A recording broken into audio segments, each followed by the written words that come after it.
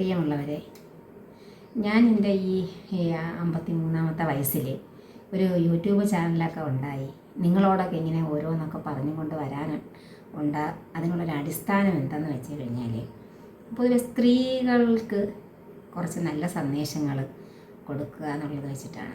അതായത് നമ്മൾ മൊത്തത്തിൽ നോക്കിക്കഴിഞ്ഞാൽ ഒരു 40-45 വയസ്സൊക്കെ ആയിക്കഴിഞ്ഞാൽ സ്ത്രീകൾ പൊതുവേ പറയുന്നതാണ് കാല് കഴപ്പ്, മുട്ടുവേദന, നടുവേദന, പെടലുവേദന, ക്ഷീണം, അങ്ങനെ ഇത്യാദി 100 കൂട്ടം ശാരീരിക വൈഷമ്യങ്ങളൊക്കെ പറഞ്ഞിട്ട് അവിടെ ജീവിതത്തിൻ്റെ എല്ലാ സന്തോഷങ്ങളും മാറ്റിവെച്ച് കുടുംബത്തിനും മക്കൾക്കും ഭർത്താവിനും വേണ്ടി ജീവിതം ഒഴിഞ്ഞു വെച്ച് ഇനി എന്തെങ്കിലും ഒരു രോഗം വന്നു പോയാലാ അതിന് കാര്യമായിട്ട് ട്രീറ്റ്മെൻറ്റ് കൊടുക്കാതെ അത് കൊണ്ട് നടന്ന് അത് കൂട്ടി ഇല്ല സൂചി കൊണ്ടെടുക്കേണ്ടതിന് തൂമ്പാ കൊണ്ടെടുക്കുന്ന പരുവത്തിൽ കൊണ്ടുവന്ന് എത്തിച്ചിട്ട് അവസാനം കിടപ്പ് രോഗിയായി അല്ലെങ്കിൽ ഒരു കാലയവനികൾക്കുള്ളിൽ മറന്നു പോകുന്ന ഒരു അവസ്ഥയാണ് കാണപ്പെടുന്നത്. അപ്പോൾ അങ്ങനെ ഒരു അവസ്ഥ ഉണ്ടെന്ന് എനിക്കും കൂടെ ബോധ്യപ്പെടാനുള്ള കാരണം എന്താണെന്ന് വെച്ച് കഴിഞ്ഞാൽ, എൻ്റെ 36-ാമത്തെ വയസ്സിൽ എൻ്റെ കരൾ കേടായി എന്ന് കണ്ടുപിടിക്കുന്ന സമയത്ത് കിംസിലെ ഒരു മിനു ഹരിഹരൻ എന്ന് പറയുന്ന ഗ്യാസ്ട്രോ മെഡിസിൻ വിഭാഗം ഡോക്ടർ എന്നോട് പറഞ്ഞത്, ഇനി നിങ്ങൾ ഒരു ജോലിയും ചെയ്യാൻ പാടില്ല, കഠിനമായ പണികളൊന്നും ചെയ്യാൻ പാടില്ല, സ്കൂട്ടറൊന്നും ഓടിക്കരുത്, വെയിലൊന്നും കൊള്ളരുത്, വണ്ടി എടുത്ത് എവിടെയെങ്കിലും താത്ത് വെച്ചിട്ട് ഏതെങ്കിലും ഒരു ഓഫീസിൽ ഇരുന്ന് എന്തെങ്കിലും എഴുതുകയോ കുത്തുകയോ ഒക്കെ ചെയ്യുന്ന പണികൾ മാത്രമേ ചെയ്യാവൂ എന്നാണ് പറഞ്ഞത്. അതിന് പറഞ്ഞ കാരണം ഈ ലിവർ സിറോസിസ് രോഗം നമ്മളെ ഓർമ്മശക്തി നഷ്ടപ്പെടുത്താം, ബോധക്ഷയം ഉണ്ടായി വഴി വീണു പോകാം, അങ്ങനെ മറവി രോഗം വന്ന് നമ്മളെ ബാധിച്ചിട്ട് അങ്ങനെ പല വിധത്തിലുള്ള, അല്ലെങ്കിൽ ബ്ലഡ് എനിക്ക് ഈ കൗണ്ട് കുറഞ്ഞു വരുന്നൊരവസ്ഥ ഉണ്ടായിരുന്നു ബ്ലഡിൽ. അപ്പോൾ അങ്ങനെ ബ്ലഡ് ഒരുപാട് ഈ കൗണ്ട് കുറഞ്ഞ് വന്നു കഴിഞ്ഞാൽ പ്ലേറ്റ്ലെറ്റ് കൗണ്ട് ക്രമാതീതമായിട്ട് കുറഞ്ഞു കഴിഞ്ഞാൽ ബ്ലീഡിങ് ടെൻഡൻസി അല്ലെങ്കിൽ എനിക്കുണ്ടായിരുന്നു. മൂക്കിൽ കൂടെ ബ്ലഡ് വരിക, വായിന്ന് ബ്ലഡ് തുപ്പുക, അതുകൊണ്ട് കയ്യിലും കാലിലും അവിടെയും ഇവിടെയൊക്കെ ബ്ലഡ് ക്ലോട്ടായി കിടക്കുക, അങ്ങനെ പല വിധത്തിലുള്ള രോഗലക്ഷണങ്ങളൊക്കെ എനിക്കുണ്ടായിരുന്നു. അപ്പോൾ അത് ഒക്കെ മൂർധന്യതയിലെത്തിയിട്ട് പെട്ടെന്ന് എനിക്ക് എന്തെങ്കിലും അപകടം ഉണ്ടാകാനുള്ള ചാൻസ് ഉണ്ടാകുമെന്ന് കരുതിയിട്ട് ഞാൻ അങ്ങനെയൊന്നും ചെയ്യരുത് എന്നാണ് എനിക്ക് ആദ്യമേ ഡോക്ടർ തന്നിരുന്ന താക്കീത്. പക്ഷേ ഞാൻ അത് കേട്ടത്, എനിക്കിനി അധിക കാലമില്ല, കുറച്ച് കാലം കൂടിയേ എനിക്കിനി ലൈഫുള്ളൂ, അപ്പോൾ ആ ഉള്ള കാലം കഠിനമായിട്ട് അധ്വാനിക്കുക. എനിക്ക് ഒരു ജീവിത ലക്ഷ്യം ഉണ്ടായിരുന്നു, എനിക്ക് ഒറ്റ മകളേ ഉള്ളൂ. അതൊരു ട്രാജഡിയാണ്. എൻ്റെ 22-ാമത്തെ വയസ്സിൽ എൻ്റെ ആദ്യത്തെ പ്രസവത്തിൽ തന്നെ എനിക്ക് ബ്ലീഡിങ് നിൽക്കാതെ വരികയും തൊട്ട് അടുത്ത ദിവസം എനിക്ക് എൻ്റെ യൂട്രസ് റിമൂവ് ചെയ്യേണ്ടി വന്നിട്ടുണ്ട്. ഒരു 23-ാമത്തെ വയസ്സിലൊക്കെ ഒരു പെൺകുട്ടിക്ക് ആദ്യത്തെ പ്രസവത്തോടനുബന്ധിച്ച് തൻ്റെ ഗർഭപാത്രം നീക്കം ചെയ്യേണ്ടി വരിക എന്ന് പറഞ്ഞു കഴിഞ്ഞാൽ അന്നത്തെ കാലത്തൊന്നും ചിന്തിക്കാൻ പോലും പറ്റുന്ന കാര്യമായിരുന്നില്ല. അപ്പം അത് ഫേസ് ചെയ്ത് വന്ന ഞാൻ അന്നേ എൻ്റെ മകളെ ഒരു ഡോക്ടറെങ്കിലും ആക്കണമെന്നുള്ള ഒരു അദമ്യമായ ആഗ്രഹത്തിലും അത് ലക്ഷ്യം വെച്ചുകൊണ്ട് തന്നെയാണ് എൻ്റെ മോളെ ഞാൻ പഠിപ്പിച്ച് വളർത്തി അവളൊരു സ്വപ്നം ഞാൻ ഉണ്ടാക്കിക്കൊണ്ടുവന്നത്. എൻ്റെ മകൾക്കും അതുകൊണ്ട് തന്നെ തിരിച്ചറിവായ കാലം തൊട്ടേ ഞാൻ ഡോക്ടറാകുമെന്നായിരുന്നു. എന്താകണമെന്ന് ചോദിച്ചാൽ എല്ലാവരോടും മോൾ പറയുന്നത്. അപ്പോൾ ആ ഒരു ലക്ഷ്യം മുന്നിൽ കണ്ടുകൊണ്ട് പോകുമ്പോൾ മോൾ 8-ാം ക്ലാസ്സിൽ പഠിക്കുമ്പോഴാണ് എൻ്റെ കരൾ കേടായി എന്ന് പറയുന്നത്. അപ്പോൾ അവിടെ നിന്ന് ഞാൻ തളർന്നില്ല, അവിടെ നിന്ന് ഞാൻ തളരാതെ ഞാൻ പൂർവാധികം ആവേശത്തോടു കൂടിയാണ് ഞാൻ എൻ്റെ ഫീൽഡിൽ, ഞാൻ LIC ഏജൻ്റാണ്, ഞാൻ എൻ്റെ ഫീൽഡിൽ ഞാൻ നല്ല രീതിയിൽ ഞാൻ വർക്ക് ചെയ്തുകൊണ്ട് പോയതും. ഞാൻ ഈ LICയിൽ ഏജൻസിയും ക്ലബ്ബും ഒക്കെ ഉണ്ടായിരുന്നത് കൊണ്ട് തന്നെ എനിക്ക് കൃത്യമായി ഞാൻ ഡോക്ടേഴ്സിനെ പോയി കണ്ട ചെക്കപ്പുകളെല്ലാം വീട്ടിൽ ചിലപ്പോൾ നമുക്ക് അതിനുള്ള സാഹചര്യങ്ങളൊന്നും ഉണ്ടായിരുന്നില്ല. പക്ഷേ എന്നിരുന്നാലും എൻ്റെ രോഗം തന്നെ ഞാൻ വളരെ സീരിയസ് ആയിട്ട് തന്നെ കാണുകയും ഞാൻ കൃത്യമായ സമയങ്ങളിലൊക്കെ എങ്ങനെങ്കിലുമൊക്കെ പോയി ചെക്കപ്പുകളൊക്കെ നടത്തി എൻ്റെ രോഗം എൻ്റെ കൈവിട്ടു പോകാതെ എൻ്റെ നിയന്ത്രണത്തിലാക്കിക്കൊണ്ട് പോകാൻ എനിക്ക് കഴിഞ്ഞു. അതിനെന്നെ സഹായിച്ചത് കിംസ് ഹോസ്പിറ്റലിലെ അജിത് കെ നായർ എന്ന് പറയുന്ന സാറാണ്. അതുപോലെ തന്നെയാണ് പിന്നീട് എനിക്ക് കരളങ്ങ് കേടായി. ഇനി ഏകദേശം ഒരു 12 വർഷത്തിലധികം കാലം സിറോസിസ് രോഗിയായിട്ട് ചെന്നിരിക്കെ കുറച്ച് ഹെവി ആയിട്ട് വരുമല്ലോ രോഗം. അങ്ങനത്തെ ഒരു അവസ്ഥയിലെത്തി ട്രാൻസ്പ്ലാന്റേഷനിലോട്ട് നീങ്ങുകയാണ് എൻ്റെ ബോഡി, ആ അവസ്ഥയിലോട്ട് പോവുകയാണ് എന്നറിഞ്ഞപ്പോൾ തൊട്ട് ഡോക്ടർ ഷബീർ അലി സാറിലോട്ട് എന്നെ റെഫർ ചെയ്ത് വിട്ട് ഞാൻ ആ കാലം തൊട്ട് തന്നെ പിന്നെ സർജറിക്കുള്ള പ്ലാനിങ്ങുകളൊക്കെ നടത്തി.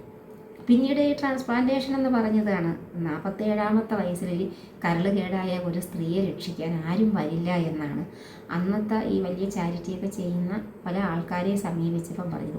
47 വയസ്സൊക്കെ ആയ ഒരു ലേഡിക്ക് വേണ്ടിയിട്ട് FB പോസ്റ്റ് ഇടുകയോ അല്ലെങ്കിൽ അതിന് വേണ്ടിയിട്ട് ധനസമാഹരണ യജ്ഞത്തിനിറങ്ങി അത് വിജയിക്കത്തില്ല. കാരണം ചെറുപ്പക്കാരായിട്ടിരിക്കുകയോ അല്ലെങ്കിൽ കുടുംബനാഥന്മാരായിട്ടിരിക്കുകയോ ഒക്കെ ചെയ്യുന്ന ആൾക്കാർക്കാണെങ്കിൽ മാത്രമേ, കൊച്ചു മക്കളൊക്കെ ഉള്ളവർക്കാണ് സമൂഹം പൈസ കൊടുക്കുന്നത്.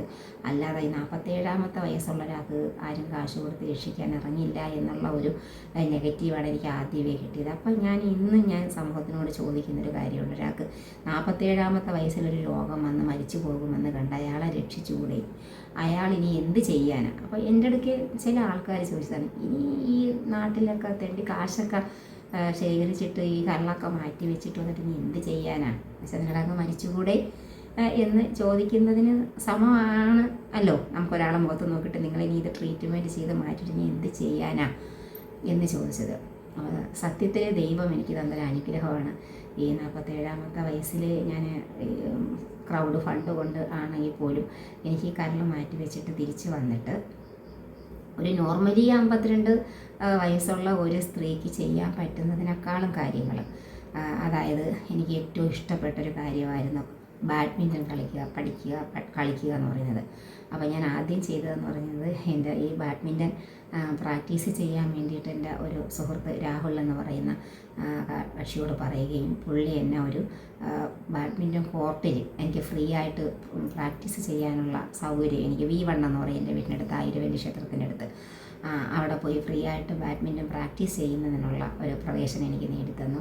അപ്പോഴാണ് അറിയുന്നത് അവിടെ ഒരു കോച്ച് അനിൽ മാഷ് എന്ന് പറഞ്ഞൊരു കോച്ച് പഠിപ്പിക്കാൻ വരുന്നുണ്ടെന്ന്. ട്രിവാൻഡ്രത്ത് വളരെ പ്രശസ്തനായ ഒരു കോച്ചാണ്. അങ്ങനെ ആ സാറിൻ്റെ കീഴിൽ ഞാൻ ബാഡ്മിൻ്റൺ പ്രാക്ടീസ് ചെയ്യാൻ തുടങ്ങി.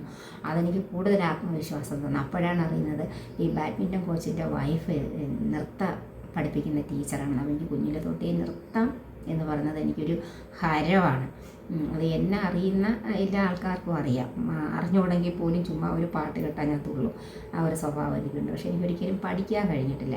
എന്നാൽ എൻ്റെ മകളെ ഞാൻ LKG ക്ലാസ് തൊട്ട് +2 ലെവൽ വരെയും എൻ്റെ മോളെ ഞാൻ എല്ലാ നൃത്ത അഭ്യാസങ്ങൾക്ക് ഞാൻ വിടുകയും അവളെല്ലാ സ്റ്റേജുകളിൽ ഒരുപാട് 100-ലധികം സ്റ്റേജുകളിൽ അവൾ കളിക്കുകയൊക്കെ ചെയ്തിട്ടുണ്ട്.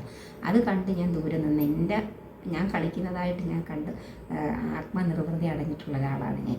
അപ്പോൾ അനിൽ മാഷ് പറഞ്ഞു, എൻ്റെ വൈഫ് നല്ലൊരു നർത്തകിയാണ്, നൃത്തം പഠിപ്പിക്കുന്ന വലിയൊരു സ്ഥാപനം നടത്തുന്നുണ്ടെന്നറിഞ്ഞ്. അങ്ങനെയാണ് ഞാൻ മാഷിൻ്റെ ഭാര്യയെ പരിചയപ്പെടാനും കാണാനായിട്ട് പോകുന്നത്. അവിടെ ചെന്ന് പരിചയപ്പെട്ട് അവിടുത്തെ പിള്ളേർ ഡാൻസ് കളിക്കുന്നുണ്ട്. അപ്പോൾ ഞാൻ അവിടെ കയറി ഡാൻസ് പഠിക്കാൻ ചേർന്നു. അങ്ങനെ ഞാനിപ്പോൾ ഒരു 6 മാസമായിട്ട് ഞാൻ നൃത്തം പഠിക്കുന്നുണ്ട്. നൃത്തം പഠിച്ചപ്പോൾ ഞാൻ ടീച്ചറിനോട് ആവശ്യപ്പെട്ടൊരു കാര്യം, ടീച്ചറെ ഞാനൊക്കെ ഇനി പഠിച്ചിട്ട് എന്നാണ് ഒരു ക്ലാസിക്കൽ നൃത്തം അരങ്ങേറ്റം നടത്തുന്നത്? അപ്പോൾ കൊച്ചു പാട്ടിനൊക്കെ അനുസരിച്ചിട്ടുള്ള ഓരോ നൃത്തമൊക്കെ പഠിപ്പിച്ച് തരികയാണെന്നുണ്ടെങ്കിൽ എനിക്ക് ഏതെങ്കിലുമൊക്കെ വേദി കിട്ടിയാൽ എനിക്ക് കളിക്കാമല്ലോ. അത് എനിക്ക് ഭയങ്കര സന്തോഷം തരുന്നൊരു കാര്യമാണെന്ന് കേട്ടപ്പോൾ എൻ്റെ ടീച്ചർ അതിന് തയ്യാറായി. അപ്പോൾ ഞാനിത് പഠിക്കുന്നതെന്ന് അറിഞ്ഞ ഉടനെ ഒരുപാട് ആദ്യം വന്നത് എൻ്റെ കൂട്ടുകാരി LICയിലെ തന്നെ ടോപ്പ് മോസ്റ്റ് ഏജൻ്റായിട്ടുള്ള കൊട്ടാരക്കര ബ്രാഞ്ചിലെ സുനിലകുമാരി ആദ്യം പഠിക്കാൻ വന്നു. അത് കഴിഞ്ഞ് എൻ്റെ അയലത്തുള്ള തുഷാര പഠിക്കാൻ വന്നു. അത് കഴിഞ്ഞിട്ട് എൻ്റെ ശ്യാമാസ് ബ്യൂട്ടി പാർലറിലെ എൻ്റെ ഗുരുതുല്യായ ശ്യാമ ചേച്ചി പഠിക്കാൻ വന്നു. ശ്യാമ ചേച്ചിൻ്റെ അങ്ങനെ എന്തിനു പറയുന്നു, ഇപ്പോൾ പറയുന്നതിനകം 50 വയസ്സിന് മുകളിലുള്ള 60 വയസ്സിന് വരെ മുകളിലുള്ള കുറേ സ്ത്രീകളായി ഞങ്ങൾ ഒരുമിച്ച് ഡാൻസ് പഠിക്കുന്നുണ്ട്. അപ്പോൾ അതുപോലെ തന്നെ ഈ ഡാൻസ് പഠിച്ചുകൊണ്ടിരുന്നപ്പോൾ എനിക്ക് പാട്ട് ഭയങ്കര ഇഷ്ടമാണ്. പക്ഷെ പാടാനേ അറിയത്തില്ല. ഒരു വരി പോലും നന്നായിട്ട് പാടാറില്ല. പക്ഷേ എന്നിട്ടും നമ്മളെ MG സാറിൻ്റെ ഒരു മ്യൂസിക് ക്ലാസ് നടക്കുന്നുണ്ട്, പുറ്റിങ്ങ ക്ഷേത്രത്തിൽ നടക്കുന്നുണ്ടെന്നറിഞ്ഞിട്ട് ഞാൻ ഇന്ന് പോയി അതിനും പോയി ചേർന്നിട്ടിരിക്കുകയാണ്. കാരണം എനിക്ക് ഒരു വരിയെങ്കിലും എവിടെയെങ്കിലും എനിക്കൊന്ന് പാടാൻ ഭയങ്കരമായ ഒരു ആഗ്രഹമാണ്. പാട്ടുകാരെ ഞാൻ അത്രയ്ക്ക് ആരാധിക്കുന്നുണ്ടേ.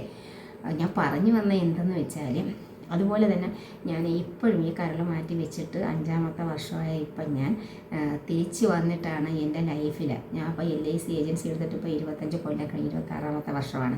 പക്ഷേ 20 കൊല്ലവും എനിക്ക് ചെയ്യാൻ പറ്റാതിരുന്ന MDRT എന്ന് പറയുന്ന ആ അപൂർവമായ ഒരു ഭാഗത്ത് എനിക്ക് എത്തിച്ചേരാൻ കഴിഞ്ഞത് കരൾ മാറ്റി വെച്ചിട്ട് വന്ന് എൻ്റെ അടുത്ത പുനർജന്മത്തിലെ എൻ്റെ ആദ്യത്തെ വർഷം ഞാൻ MDRT ആയി. ഇപ്പോൾ ഈ കഴിഞ്ഞ വർഷം ഞാൻ 2ാമത് MDRT ആയി.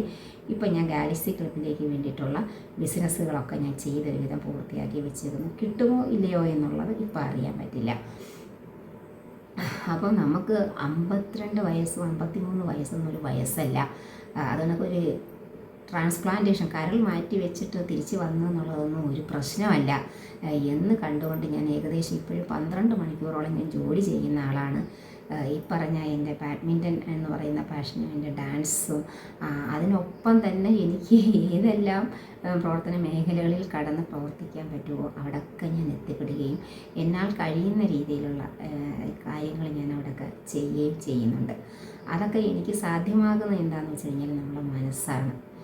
പിന്നെ രണ്ടാമത് എൻ്റെ ഭർത്താവ് എല്ലാ സപ്പോർട്ടും ചെയ്യുന്ന എൻ്റെ ഭർത്താവ്, അതുപോലെ എനിക്ക് എപ്പോഴും പച്ചപ്പൊടി കാട്ടുന്ന എൻ്റെ മകൾ, അതിനേക്കാളും ഭയങ്കര സപ്പോർട്ടായിട്ട് വന്നിരിക്കുന്ന എൻ്റെ മരുമകൻ്റെ കുടുംബവും, ഇവരെല്ലാം എനിക്ക് ഒന്നിനൊന്ന് എനിക്ക് സന്തോഷം തരുന്ന ഏത് പ്രവർത്തനത്തിനും. അതുപോലെ എൻ്റെ ചുറ്റും ഒരുപാട് സുഹൃത്തുക്കളുണ്ട്. അതായത് എൻ്റെ ജീവൻ തിരിച്ചു പിടിച്ച് നീ തിരിച്ചു വരണമെന്നും പറഞ്ഞുകൊണ്ട് എൻ്റെ ജീവൻ തിരിച്ചു പിടിച്ച് കൊണ്ടുവന്ന എൻ്റെ സുഹൃത്തുക്കളാണ് എപ്പോഴും എനിക്ക് ആവേശം തരുന്നത്. ഞാൻ കാണിക്കുന്ന എല്ലാ വേലത്തരത്തിനും എപ്പോഴും കൈകൊട്ടി എനിക്ക് പ്രോത്സാഹനം തന്ന, ഞാൻ അങ്ങനെയൊക്കെ ചെയ്യുന്നത് കണ്ടിട്ട് അവരെ അഭിമാനിക്കുന്ന എനിക്ക് ഒരു കുന്നോളം സുഹൃത്തുക്കൾ. പിന്നെ അതുപോലെ തന്നെ എൻ്റെ LIC ആയിട്ട് ബന്ധപ്പെട്ട കുറേ ഓഫീസേഴ്സ്, അതിൻ്റെ ഇപ്പോഴും നിലവിലുള്ളതും പഴയതുമായിട്ടുള്ള കുറേ മാനേജർമാർ എന്ന് വേണ്ട. സത്യത്തിൽ ഞാൻ ഭാഗ്യവതിയാണ്.